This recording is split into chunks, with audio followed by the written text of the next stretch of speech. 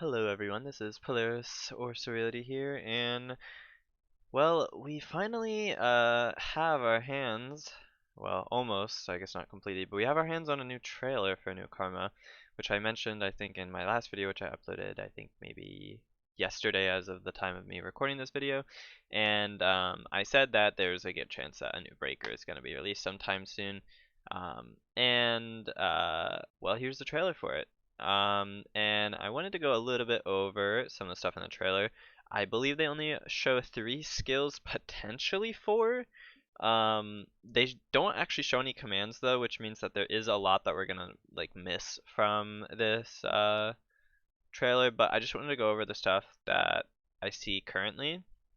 So for one, obviously the karma itself, I guess, is called Crimson Lily. Um, Again, according to the pattern, which I may have talked about in previous videos, the pattern was supposed to be that the next karma, this karma, would be a breaker. It would be Grand Chase related, and then it would probably be a female. And the female and the breaker is basically true. The Grand Chase related part is where it starts to kind of break down because there's nobody named. I think they mentioned in the Steam post that it was Anna Capulet or something like that, or Annie Capulet, which is funny because that's Capulet being a reference to um, Juliet from Romeo and Juliet. And I think as you'll look towards the end of the video, you can kind of tell that there's definitely a European inspired, like royalty outfit that the NPC is rocking. But also the weapon is double glaive. Now I don't know that this is a great depiction of a double glaive because it's like a 90% blade and like 10% staff. But if there's good costumes for it, it might be interesting. But I'll definitely be playing this card, that's for sure. And I'll probably do a video on it. And right now I just have it kind of running in slow motion because I want to kind of take a look at some of the stuff and break down some of the stuff as I see it. Um, so we have this first thing, which is like a blood activation as the person runs around, and I'm not really too sure. So actually, the first thing was a transition, right? This is a transition of the. I don't actually think that's part of this skill. I think that was a video transition. Yeah. So if you can see here, yeah, the character is actually running at the start and then goes into this little blood effect, which doesn't really look like it slows you down that much. Although it is noticeable that you kind of glow red a little bit. And I do know about a lot of the leaks that were in the files prior to this karma being released or teased. We knew that this karma was coming, basically, is the gist of things. We knew that it was coming as early as like middle of July, although in my case, I think I knew even earlier, but I won't get too much into that part. Um, I will say that when it came to the files, because these were all preloaded and publicly available, and so that's how a lot of people even found out that this karma was coming. Um, there was like a blood mechanic, but not even just like a blood mechanic in terms of it influencing skills, but there was also a distance check mechanic, where it was like, oh, if you're in a certain distance from an opponent, maybe it triggers something that involves blood. So that could be what's happening here. Another thing is it could, again, like I kind of just mentioned, it could just be an ability. It's really hard to tell because you would think, like, if this went away, as the character walked away, then I'd be more inclined to think that this is the distance check thing. But otherwise, this could actually be a completely new skill, or an actual skill instead of like a weird distance check mechanic. Either way, this does leave them in a red glow. I suspect that this is some sort of buff, maybe 2 damage, maybe 2 break. I mean, you are literally glowing. It almost looks like you're in rage status, which could actually confuse some people.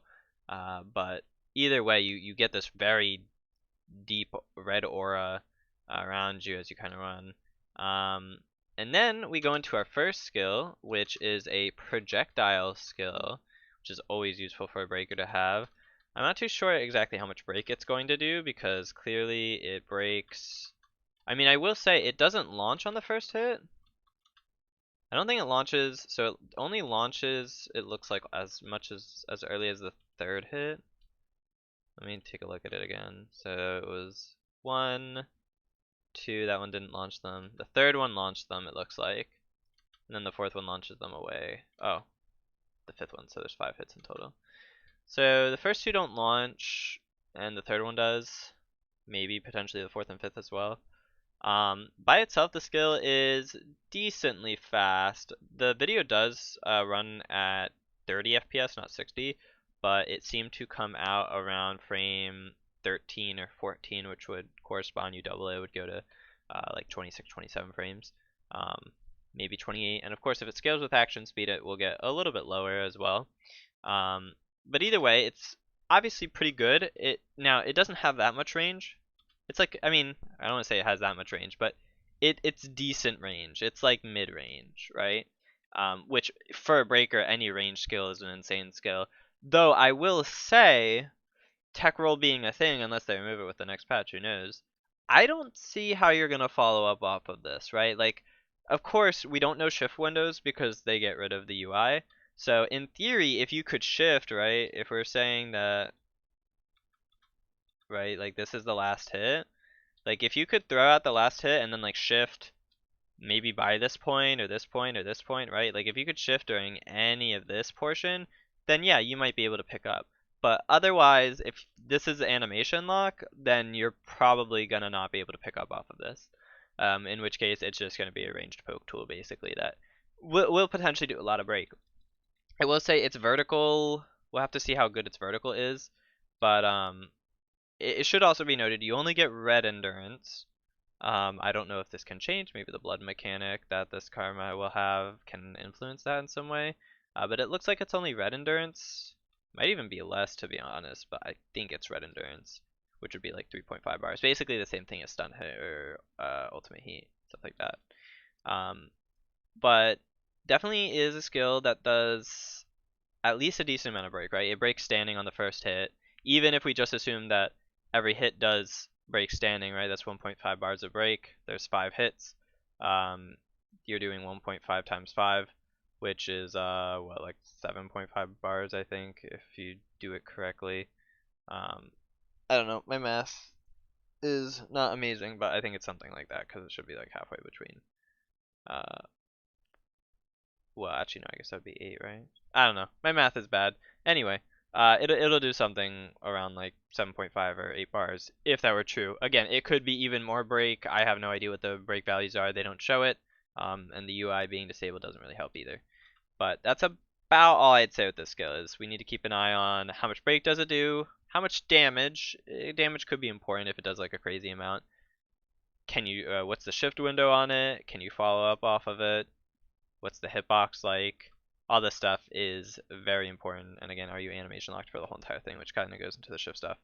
But anyway, here we transition to our second skill, which this could be a really, I mean, I think it will be a really, really strong skill. So this is a like uppercut.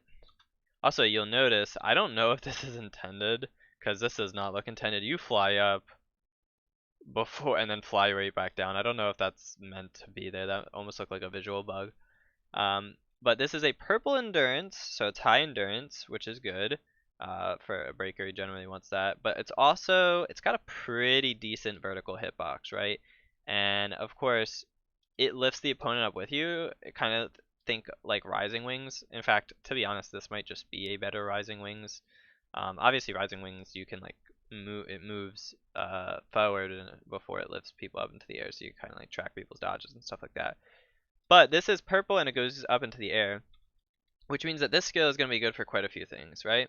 You're thinking anti-peel, ground to air conversions, right? You generally, if you have ways to get into the air, whether it's via chase, not a chase, just any way to get to the air from the ground or from the air to the ground.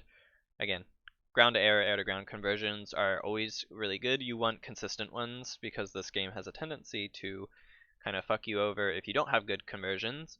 And so having an easy ground to air combo would be really good. And if this is more consistent than a skill like Rising Wings, which by the looks of it, I think it probably will be, because I think each hit kind of looks like it's going to drag them closer to you if you look at the way of the knockback, although the last hit kind of pushes them away.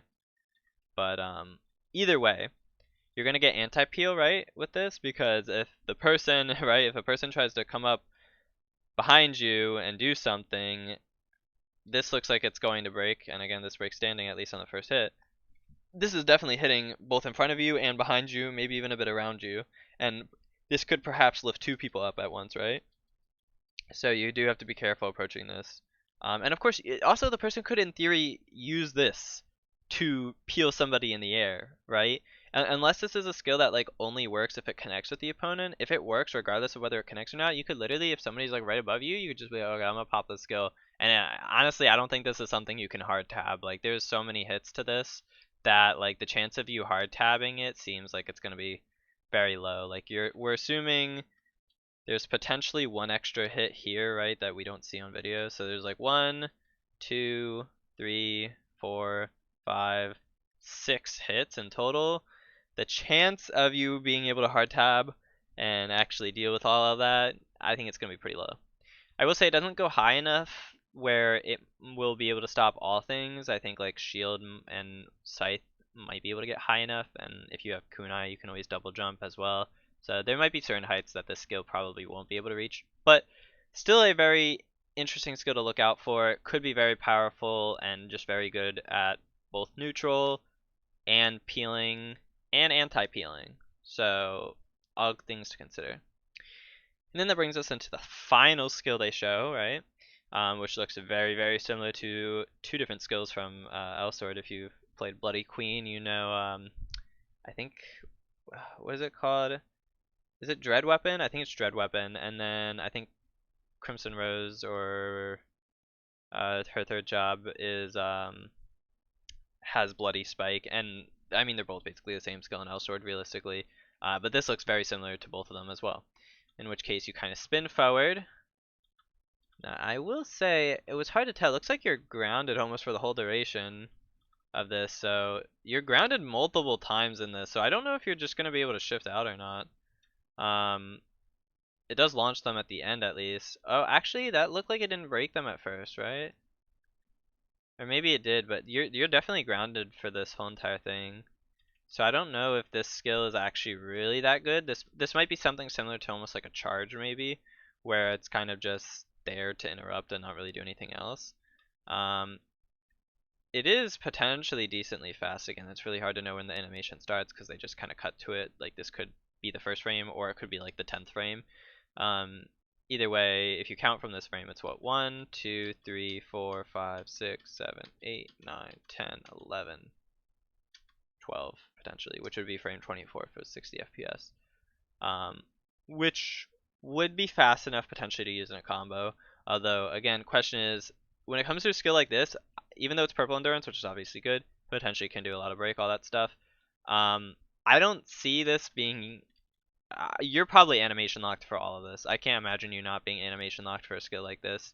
And even when it launches away, I assume you're still animation locked. But maybe you can shift. Maybe you can shift out here and you can pick up. Again, it's really going to be a matter of can you pick up off of a lot of your skills, because a lot of these skills, or at least the first one and the third one, all lead to tech roll scenarios where if they hit the ground, that's just like your combo's gone basically, unless you have an insane dash attack, which this Karma could easily have. You're not picking that up.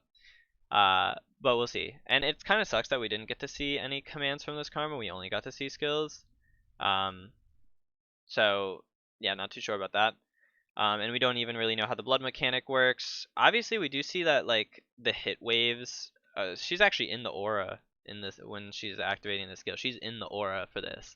It's because you can see the black aura or the blackish reddish aura around her as she does the skill, and it does create like these strikes. And I don't know if those are dealing extra hits. Maybe the mechanic, the blood mechanic, is that it increases like you get more hits on every single hit, basically.